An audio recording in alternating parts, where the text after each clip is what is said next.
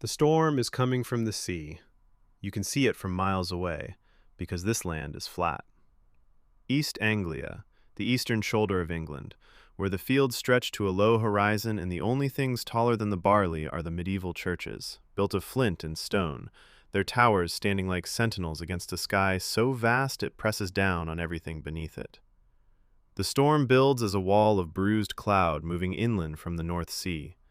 Lightning flickers inside it before it arrives. You watch it approach because there is nowhere to hide. Then it breaks. The church becomes a flash-lit monument, its stone walls blue-white for a split second, then black again. Rain and hail hammer the roof. The congregation huddles in the pews. They are in the safest place they know, consecrated ground, thick walls, God's house. The door opens. Something comes through it. Four-legged, massive, darker than the dark. Its eyes burn like coals, and they sweep the nave as it moves up the aisle with a slow, deliberate stride. It passes between two people kneeling in prayer and wrings their necks, both of them, in one motion. Then it is gone, and on the door it passed through, black scorch marks that will still be there 450 years later. This happened on the 4th of August, 1577, in the county of Suffolk. They call this creature Black Shuck, and this is its story.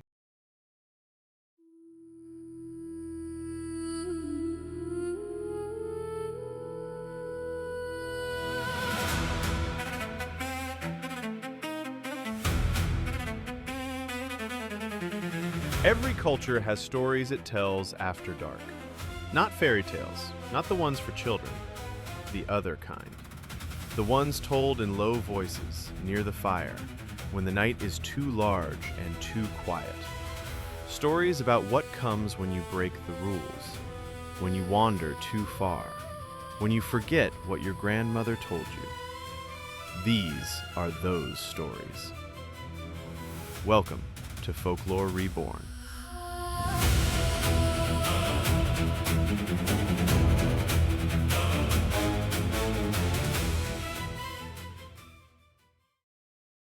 This is Episode 4, Black Shuck. East Anglia is the flattest corner of England. The counties of Norfolk and Suffolk stretch east to the North Sea, a landscape of agricultural fields, reed-choked river valleys, and salt marshes that seem to merge with the sky at the horizon. The fens to the west are even flatter, drained wetlands crisscrossed by canals, where the horizon is perfectly unbroken for miles in every direction. In this landscape, the medieval churches are everything. Built of flint napped from the chalk beneath the fields, their towers rise above the barley and wheat and can be seen from village to village across the plain. There are hundreds of them, many dating back 6 or 7 centuries, and for most of English history, they were the only stone buildings for miles. They were landmarks. They were shelters. They were, in the deepest sense of the word, sanctuaries. The one place where the powers of the world, natural and supernatural, could not reach you. At least, that was the belief.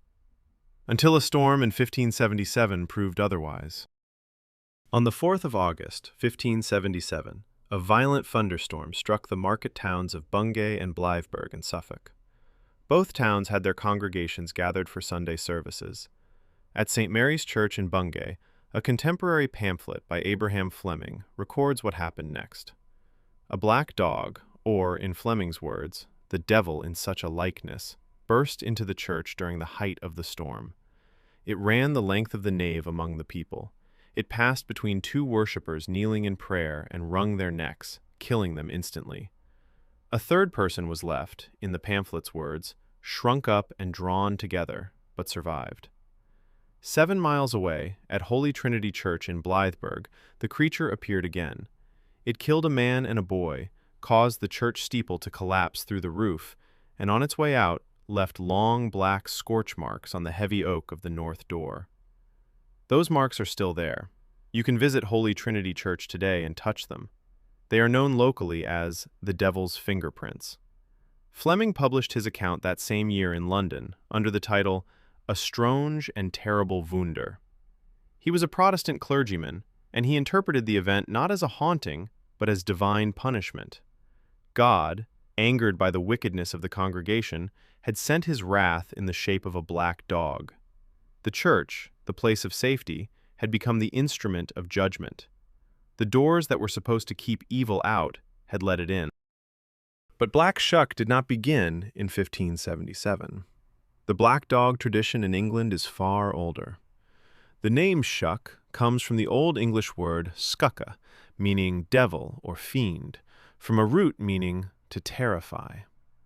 East Anglia was one of the regions most heavily settled by Viking invaders in the 9th century.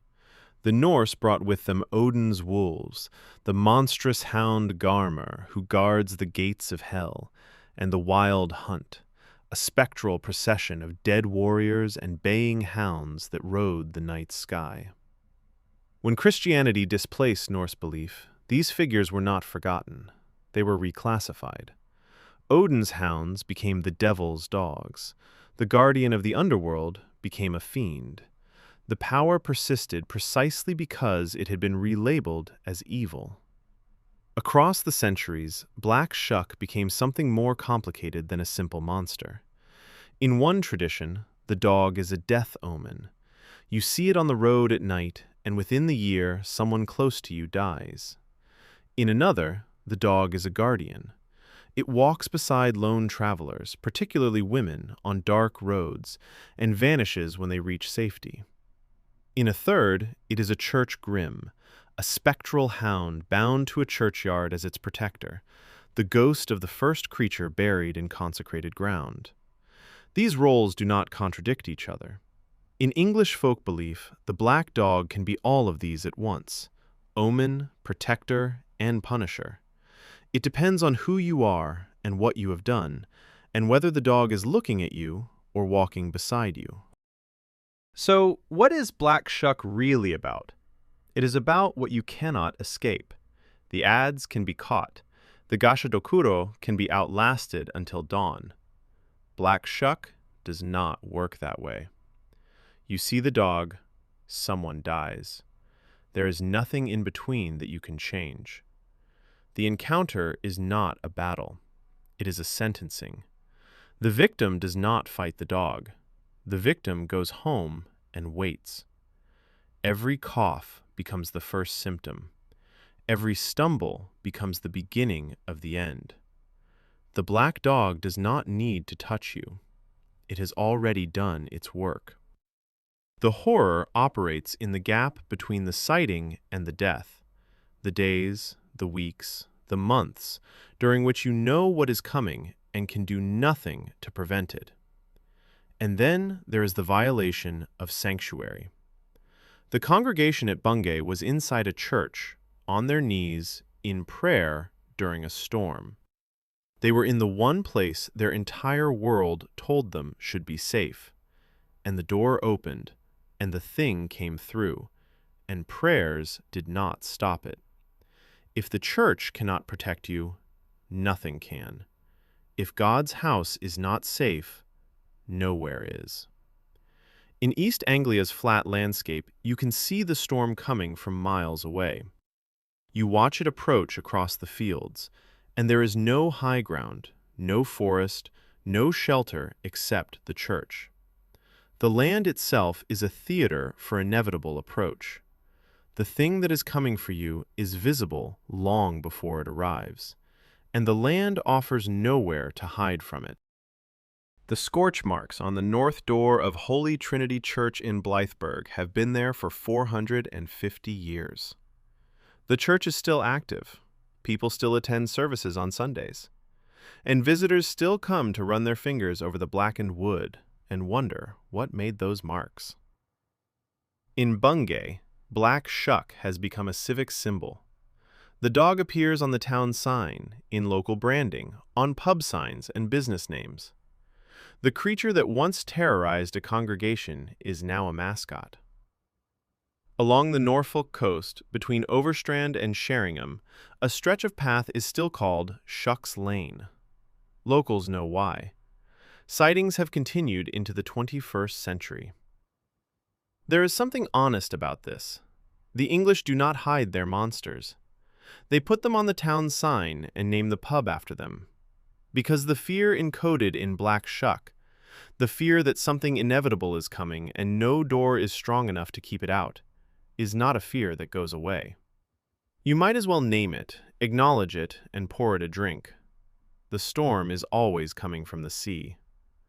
And the church door has marks on it that no one can fully explain. Thanks for listening. Follow Folklore Reborn wherever you get your podcasts, and share it if you think these stories deserve to be heard. Every legend we tell here lives as a tabletop adventure you can play. Links are in the description. Next time, in the grasslands of Venezuela, there is a sound that cattle hands learn to dread. A whistle. If it sounds close, you are safe. He is far away. But when the whistle fades to a thread at the edge of hearing, he is standing next to you. The old stories were warnings.